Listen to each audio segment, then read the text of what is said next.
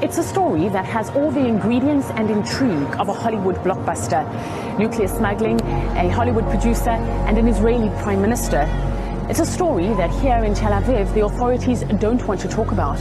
On center stage is Arnon Milchan, a Hollywood producer and Israeli undercover agent who is alleged to have smuggled nuclear triggers from the United States into Israel. A Californian engineer, Richard Kelly Smith, says he was recruited by Milchan in the early 70s.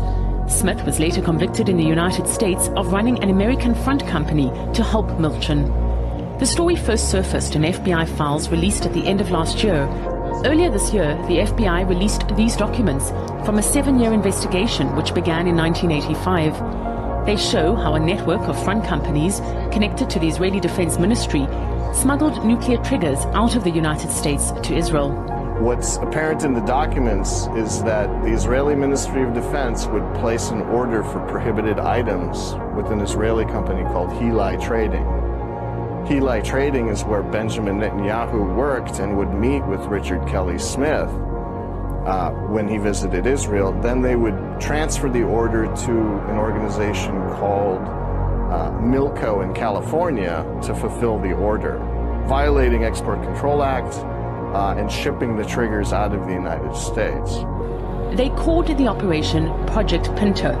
All of the allegations are based on Smith's testimony, and many have been surprised by their detail. If you take a look at the documents, Netanyahu is definitely mentioned in the document. And that's what surprised us, because typically you get two types of censors of this type of document. Sometimes they'll block off an entire page. Sometimes they'll just block off a name. In this case, Netanyahu's name is clearly stated in the documents. In the documents, it is alleged Netanyahu asked Milchan, the Hollywood producer, not to discuss the matter publicly.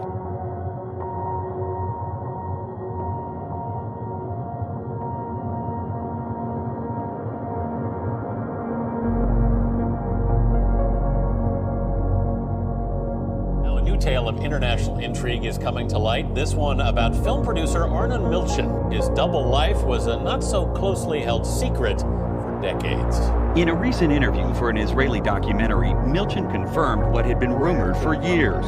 He was working for Israel's top spy agency all along. Meir Doron spent months interviewing Arnon Milchan for a book he co-wrote 2 years ago about the producer's secret life. He basically told us about secretive operations that he did for the state of Israel, especially in order to get material, information, equipment for the Israeli nuclear program. In 2000, Milchan told 60 Minutes how he used dozens of his companies around the world to facilitate sales of hundreds of millions of dollars of missiles and other weapons to Israel. And he flat out denied working for the Israeli government. Was I a spy? No, I was not a spy. Milchan now says he was integral to developing Israel's nuclear program.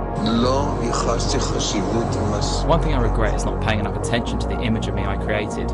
Do you know to what extent I've risked my life for the country time and time again? And in Hollywood, they keep on saying arms dealer after more than 150 films. Them. I did it for my country and I'm proud of it. You know that the years that you were doing King of Comedy and Once Upon a Time in America were perhaps the most dramatic years for him. Yes. In that respect. Yes. I did ask him once, we spoke about something, and he told me that he was an Israeli and that he of course would do these things for his country. There's something with the things that trigger some nuclear thing. I remember at some point I had asked Arnon about that. Being friends, I was curious, but not in an accusatory way. I just wanted to know. And he said, yeah, I'm Israeli. That's my country. Israel basically built all their centrifuges to enrich uranium based on information that Milchan collected for them. So this information that the Israeli government used to build these nuclear centrifuges was obtained from his spying? Yes. Absolutely, directly.